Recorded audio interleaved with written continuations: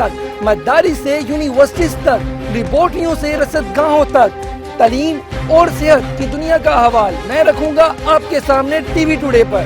میں ہوں علی طارق، خبر سب سے پہلے۔ ٹی وی ٹوڈے، خبر سب سے پہلے۔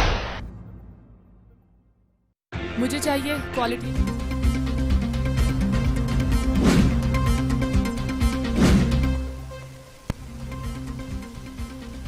پشاور کے علاقے دیر کالونی زرگر آباد کے مدرسے میں دھماکے میں 7 بچے شہید، 70 سے زائد زخمی، جنہیں طبی امداد کے لیے قریبی اسپتال منتقل کر دیا گیا۔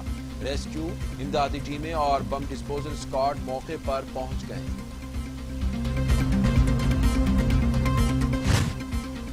مشیر اطلاعات خیبر پختونخوا کامران بنگش کی مدرسے میں دھماکے کی مذمت، کہتے ہیں دھماکہ خیز مواد ایک بیگ میں رکھا گیا تھا۔ اہل علاقہ نے مشکوک شخص کو مدرسے کے قریب دیکھا۔ پشاور اور بلوچستان دہشت گردوں کا ہدف بتایا گیا تھا۔ خیبر پختونخوا کے اسپتالوں میں ایمرجنسی نافذ کر دی گئی ہے۔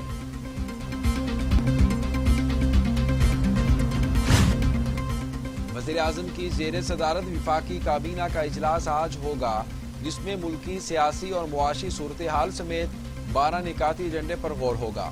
چینی اور گندم کی دستیابی پر 3 وزارتیں کابینہ کو بریفنگ دیں گی۔ وزارت خوراک، کامرس، انڈسٹریز گندم کی امپورٹ، خریداری، ای سی سی کی فیصلوں پر بریفنگ دیں گی۔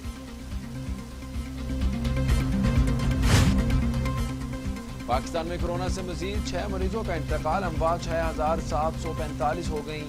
مزید 773 افراد میں وائرس کی تشخیص، 3,29,375 مریض، 3,11,000 مریض صحت یاب۔ زیر علاج مریضوں کی تعداد 10,778 تک پہنچ گئی۔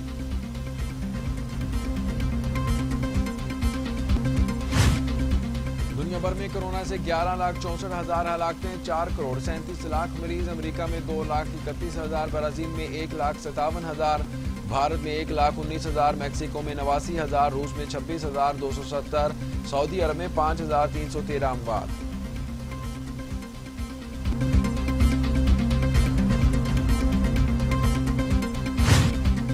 مقبوضہ کشمیر میں بھارتی فوج کشی، کشمیری آج یوم سیاہ منائیں گے۔ 27 اکتوبر 1947 کو بھارت نے تقسیم بر صغیر کی خلاف ورزی کی اور فوج کشمیر میں اتار دی تھی۔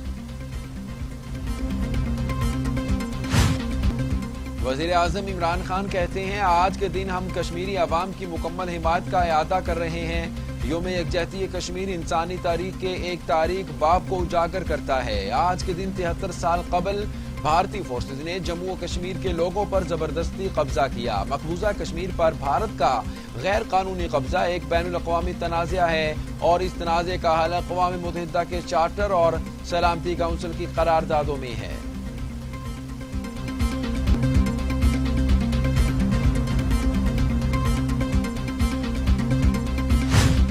اسلام آباد کے حکمران چند ماہ کے مہمان بلاول بھٹو زرداری کا دعویٰ، گلگت بلتستان میں جلسے سے خطاب کرتے ہوئے کہا تحریک انصاف کی ہر بات جھوٹی، ہر وعدہ دھوکہ، ملک معاشی بحران کا شکار، صرف ہم جمہوری حقوق کا مطالبہ کر رہے ہیں۔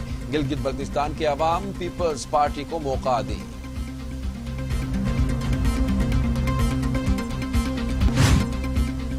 گندم 1600 روپے فی من مقرر کرنے کی تجویز، ای سی سی کا تجویز آج کابینہ کو پیش کرنے کا فیصلہ۔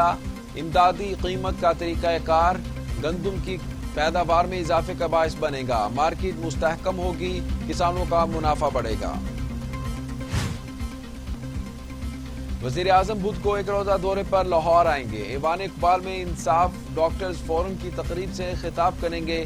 وزیر اعلیٰ اور گورنر پنجاب سے ملاقاتیں بھی ہوں گی، اہم اجلاسوں کی صدارت بھی کریں گے۔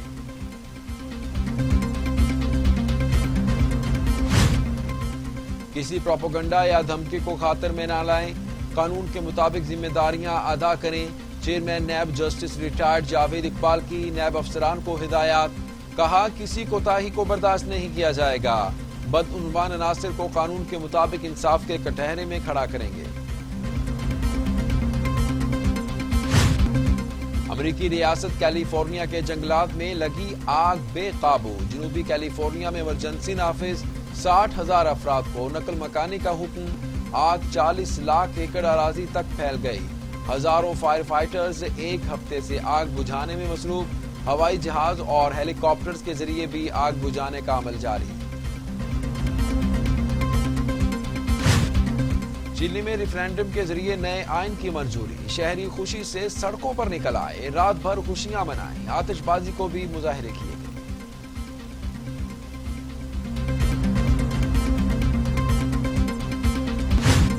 अमेरिका ने ईरान के ऑयल सेक्टर पर नई पाबंदियां आयद कर दी। ईरान की जानिब से शाम और वेनेजुएला को तेल की फरोख्त पर भी पाबंदियां इंसदाद दहशतगर्दी अथॉरिटी के तहत आयद की गईं।